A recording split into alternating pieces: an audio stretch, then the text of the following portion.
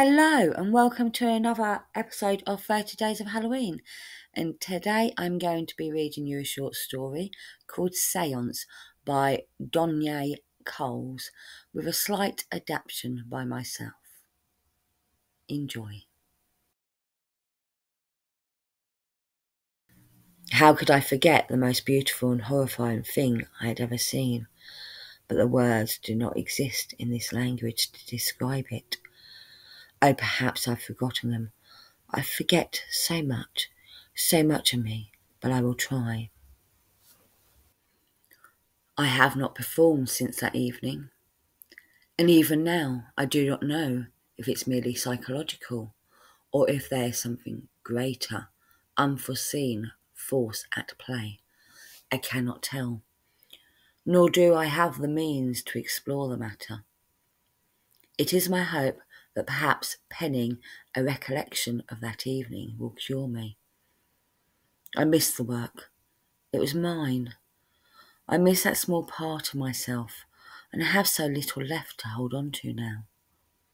In any case, I know these two things to be true, that I have not performed since that night, and that what I witnessed then was as real as the nose on my face, as real as anything that can be real. Though it is unnecessary, no one will read this missive, but like anything else, I must do this. I was always only a means to an end, but still I will have my own say in some small way here. I will describe myself to you, imaginary reader.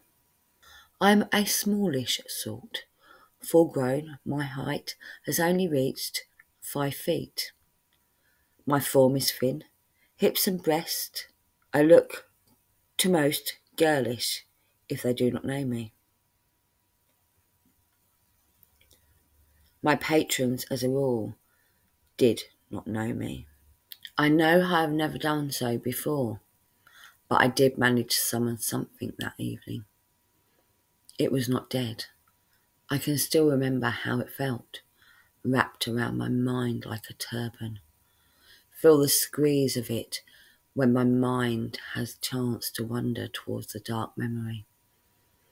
Or at least I hope that I am remembering and it is not still anchored there in me.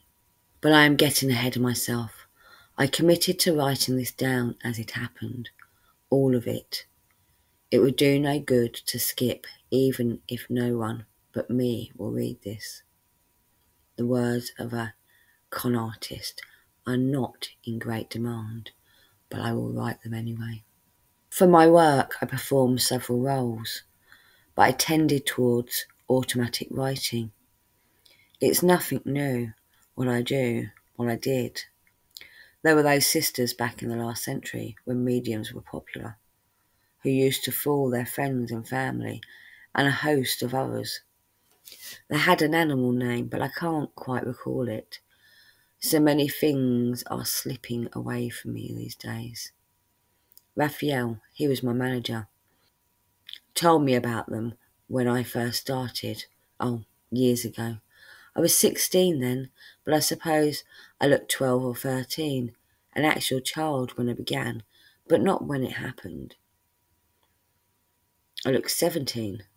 I was not, regardless. I'd been at the game for at least a decade. It was no newcomer.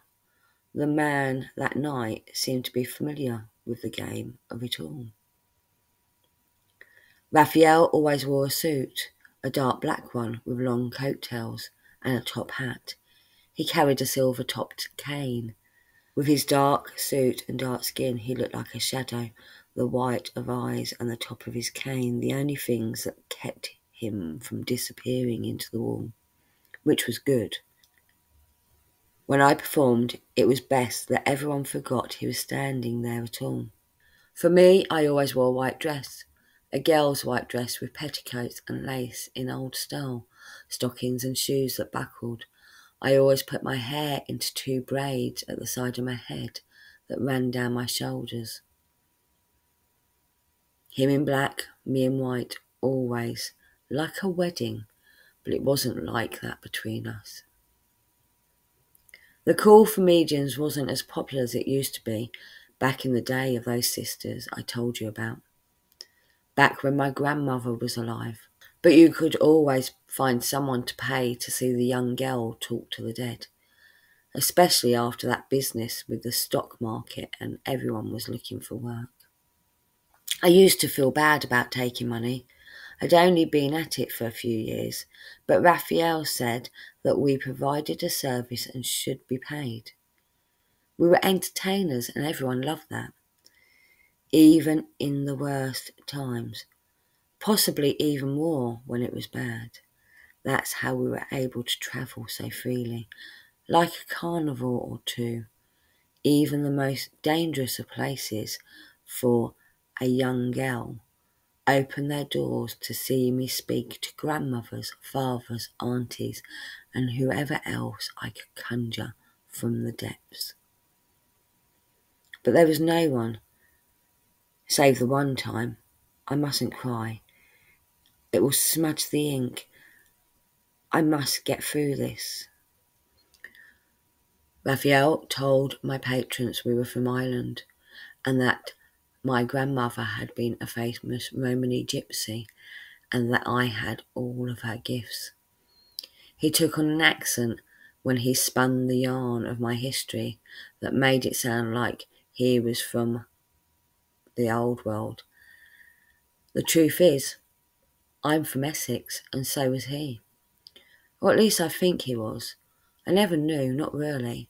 He never told me, but it didn't matter to the patrons. I did not speak. My performance did not require it. We travelled from Essex all over the country during the busy season, mostly summers to autumn. Winter was too late. Too much darkness made people skittish, calling up the dead. Spring too early. No one wants to think about the end when they're surrounded by life. So our business was summer to autumn. The lights would be put out, leaving only the glow of Raphael's lamp, and I would begin. I started with circles, always circles, around and around.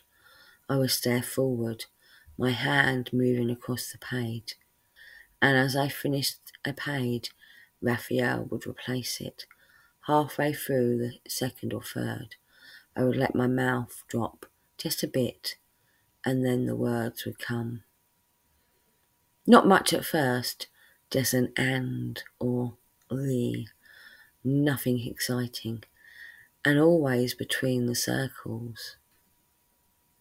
Then by the fourth page I would drop my chin as if suddenly I'd fallen asleep. And then the real words would come. An outpouring of random phrases and notes, a collection of whatever I heard or read that day. Pages and pages of my memories, dumped for all to see. I had, you see, a very good mind for that sort of thing. Not as much anymore, but back then, recalling such things was of no consequence. I tried to read things I knew the patrons would read. It made it better if they read things on my page they did not expect from a little girl. We tended towards the rich, but we would work a crowd of average people, taking a pool of their money. The rich, though, they believed it more. The patrons closest to me would send snatches from the page, making the others gasp and ooh. I continued on this way for 5 or so minutes until Raphael would announce that he must bring me out or lose me forever. He tapped the cane on the floor 3 times. Then I would drop the pencil and lift my head. I kept a sleepy expression, and even a little spittle fell from my mouth. It was quite the show. He would give me a piece of candy and my part ended. While I sucked on the lolly or chewed the gum, he would pass the pages to the patrons. Invariably, someone would claim they saw a message in the random words I spewed. The lights were turned back on. We were paid our money and on to the next town we went. It was good money and good fun for me. That night it happened. The night so burned in my mind came at the end of the season, just before we turned for the drive home to Essex, where Raphael's wife waited and my mother, who I still lived with. My mother has since passed. I am alone now. At least I believe I am. The last I saw of Raphael's wife was when I gave her his cane. I thought she could pawn it, or at least she should have. If she kept it, I have not heard if any ill has come of it. But she didn't seem surprised. She smiled so sadly at me, and now I think of it, she declined to touch me in all the years I knew her. I wonder if she thought. No, I wonder if she knew about her husband and... Well, never mind. It does not matter now. I'm ahead. Let me tell it as it was.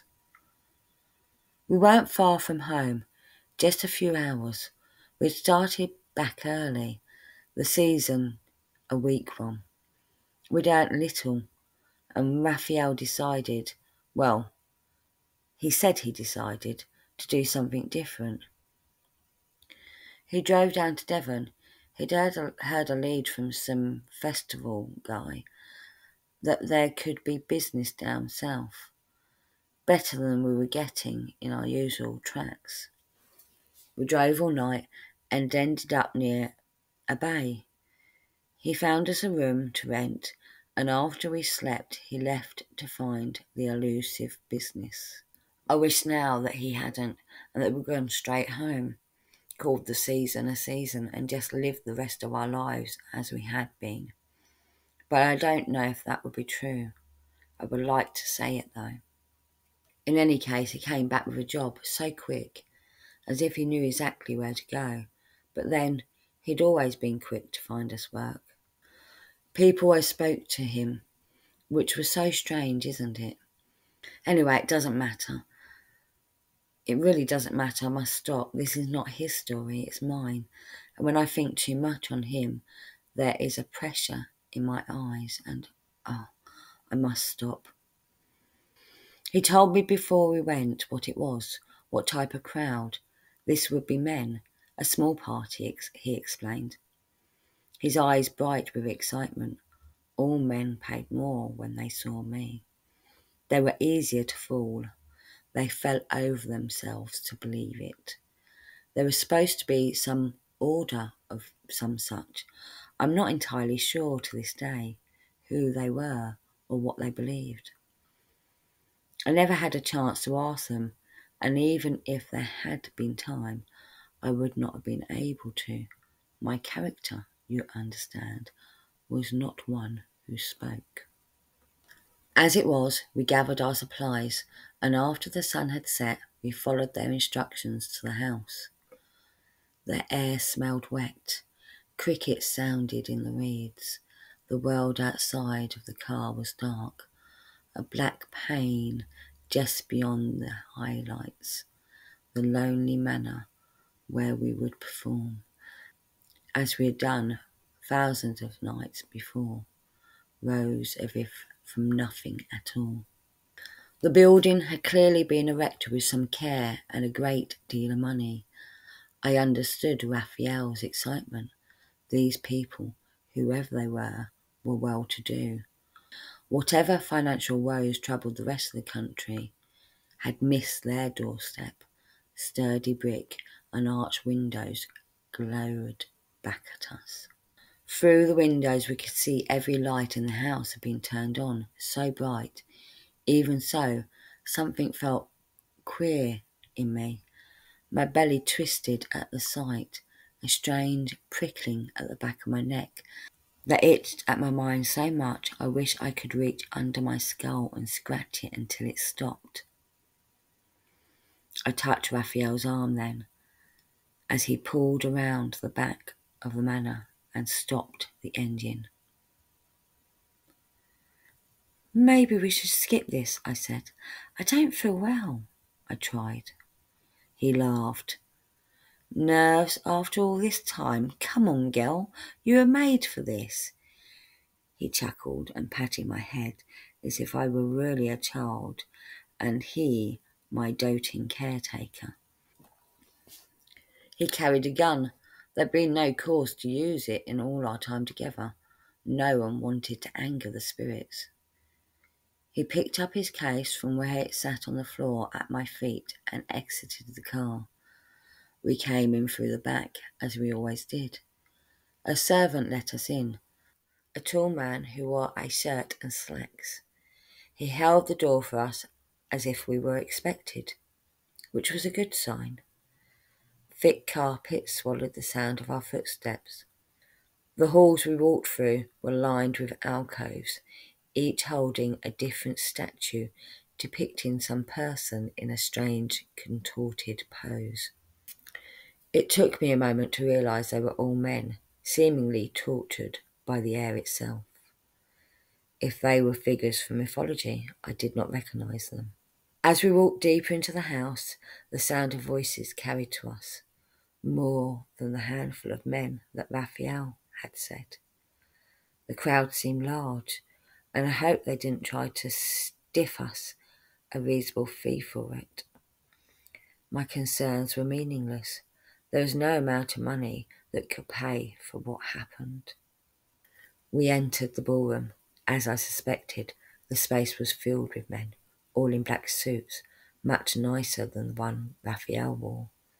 I let my face drop, taking on my role as a poor girl child. Ah, you made it. Brilliant, gentlemen.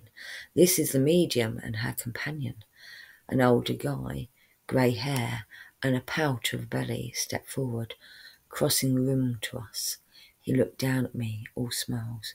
Such a pretty thing. A round of whispers went through the crowd, and the sick feeling came back. The scratching just under my skull. I ignored it, pretending as if there was nothing there. Itch or brain. This is more than you said. Raphael spoke, taking on his own part. The men laughed. Not to worry, not to worry. As I said, there will only be 5 of us tonight. We're so lucky you came into town. The medium we had couldn't make it. You see, I thought we'd have to cancel the whole affair, but then here you are with your darling child. A blessing. The crowd agreed, heads nodding, mumbled words. The man smiled again and held his hand up, beckoning for someone else. 4 more men, dressed similarly, stepped from the crowd. They ranged in age, but 2 were young, close to my real age perhaps. I was not sure really. It does not matter. There were no further words from either the man that had greeted us or his companions.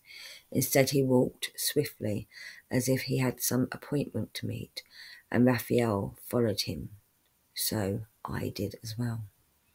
The others came behind us, a cage of bodies. It's so hard to sort my thoughts, but I think I wish I had turned there, gone back to the car.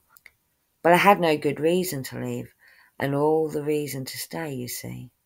The season had not gone as well as we had hoped, and we needed the money. My mother, Raphael's wife. But I think I wish I had left. It's so hard to say now. And oh no, I mustn't cry. But I did not, and I found myself in a room not unlike any number of rooms I'd been in before. There, the table, round, dark wood, that I would sit at. Chairs ringed it, one for me, the rest for them. Other than that, the room was, for the most part, bare. Thick carpet covered the floor, as it did everywhere else. A wardrobe stood to one side, but that's all there was. Oh, and a window. They left the curtains open, the world black as pitch outside, but later, much later, I was glad of it. In the now and then, It set my guts into a twist. It seemed unnatural to show the outside world anything of the trick. Raphael worked quickly. He sat the lantern upon the table, then the paper, a thick white stack, next to it 2 wax pencils laid by my side. He turned the lights down himself, returning to my side, his cane silent on the floor. I breathed out. I'm not sure what was different about that night. The location? Certainly. We'd never been there. The men. I had no chance to ask them for explanations, but these factors being the reason is unlikely. It is too ordinary an explanation of things. I took up the wax pencil in my left hand. I'm ambidextrous, or at least I was. I seem to have lost the knack for it. Isn't that strange? But the patrons, they like for it to be the left, so I always use the left. I placed the tip on the paper and began. For a while, it was all right, exactly as expected. I began with my circles, big and wide. The page changed. The circle shrunk down, down, down, until there would be words. I don't know when I felt it first. I can't recall. Not clearly. What I do recall was that the men who had hired us, me, stared at the pages hungrily. They licked their lips, enraptured, and for a moment I felt powerful. It gushed. There is no other word for it. Gushed into my consciousness, filling the space between my thoughts quickly. It came abruptly, the world familiar, the work as it always had been, and then not, like missing the last stair in your own home. It gushed. My hand skittered across the page, where there should have been words, the beginnings of the trick. I drew only nonsense, strange symbols and letters. The men grew excited at this, and I felt in the part of me that could still feel, however fleeting that was. Raphael shifted next to me.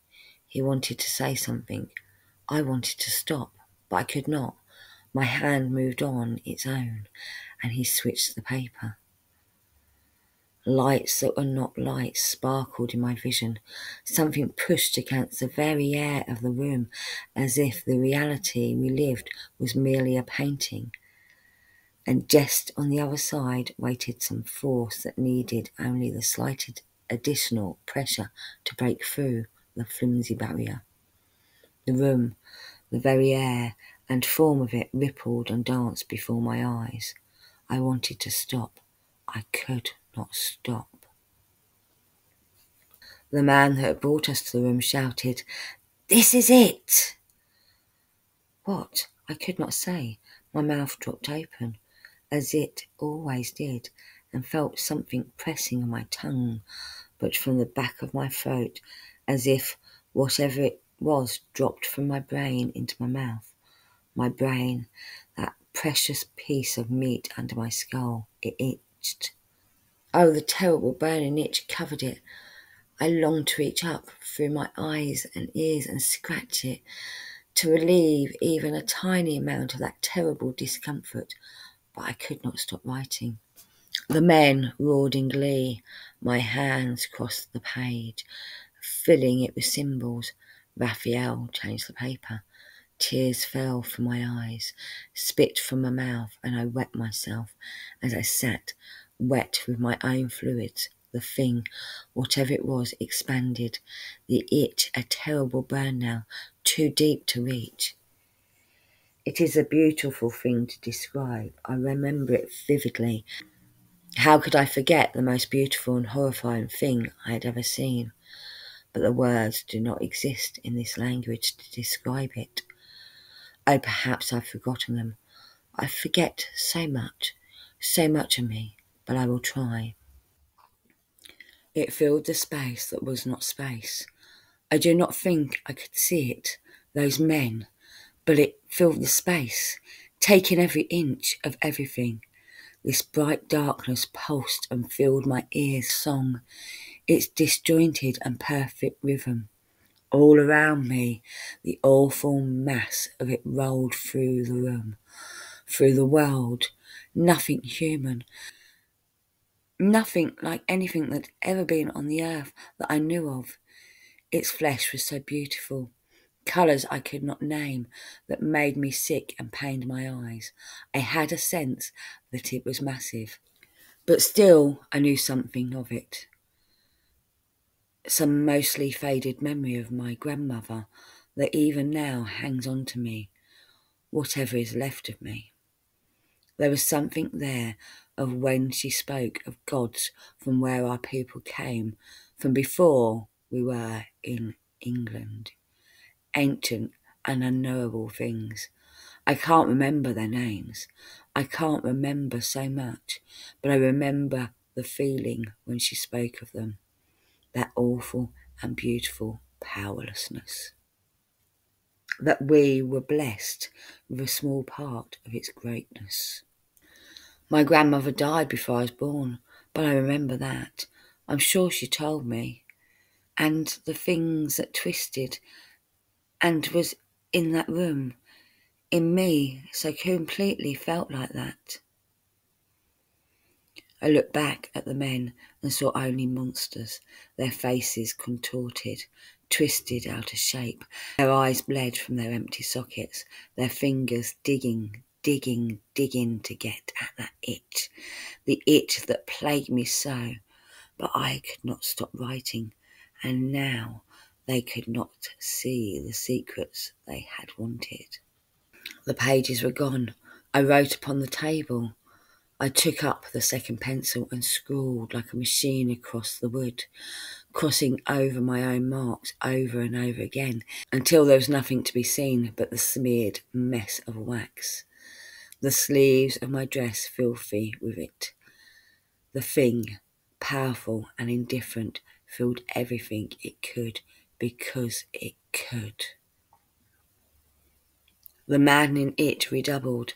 I thought I would die from it. Then Raphael's cane struck the floor, 3 dull taps on the carpet. And then he spoke. He said, "Thank you." And this is strange because he's never done it before, and I only just remembered I would have asked his wife, you see. What he meant, I do not know. And now it's too late. It was too late then too. I fell forward to the table, my face hit hardwood, and for a while I was gone. There is not much left to tell of it. I woke hours later. How many? I am unsure. I woke alone, in the same room, in the position I collapsed in. Leaning against the table was Raphael's cane. Light streamed through the window, but the world was quiet. Very, very quiet. I stood and looked around. There was blood. It had soaked into many of the pages I had written upon. I could not bear to look at them again. My eyes caught the symbols and the it came. I remember them even now, but I try not to think of them. I try, but it is hard. But that is now. Then there were no bodies to speak of, just 5 piles of clothes, as if the men had stripped and dropped them into their chairs. All that was left of Raphael was his cane, which I clutched in my hands, and the gun, which I left on the table. Something twisted in my throat, and I could not. My feet made no noise on the thick carpet. The door swung on silent hinges. I left the room and made my way through the large house. The curtains were drawn open, showing me a world of outside. But there were no birds, no sounds of life. Throughout the halls I found piles of clothing, all suits. Nothing but men had been there, and of them there was nothing else left. I couldn't bring myself to look through them for wallets or valuables, and moved as quickly as I could back into the fresh air, hoping that once I was free of the walls I would be able to hear something of life again. Nothing made a sound, not even a breeze moved. I hurried back to the car to find that Raphael had left his keys in the ignition. Quickly, I slid into his seat, started the car, half expecting it to fail, to make a noise. The sound of the engine seemed unnatural, but I nearly cried when I heard it. I drove away from there quickly. It was 20 miles at least before I heard a bird again. Strange being next to a bay. There should have been something, but nothing at all. Nothing moved, save me, from that entire stretch. I did not stop to wash or rest. I drove for hours. A curious thing, the tank remained full all the way back to Essex. I burnt my white dress. I gave the cane to Raphael's wife. I sold the car. I told everyone Raphael ran off. I didn't know what else to say. I tried to go back to performing for parties, little functions around the city as a curiosity, but I couldn't. It was so strange. As soon as my wax pencil touched the page, the itching would start, the press in the back of my mouth, and I could not. But I'm tired of living like this. It's been a year. Did I tell you that? Well, now you know, or at least I think it has. The calendar says so. But my heart, my skull says different. Time is so slippery. I've tried to get down faithfully what has taken place. I will put it in the desk. I do not know if I will look at it again. What I will do is try to perform again. It has been a year. The stars are right, Raphael would say. But he is gone, so now I will say it. There's a party at a lodge, a room full of men. They have promised me good money to see the curious sight. It will be all right. Tonight I will perform again.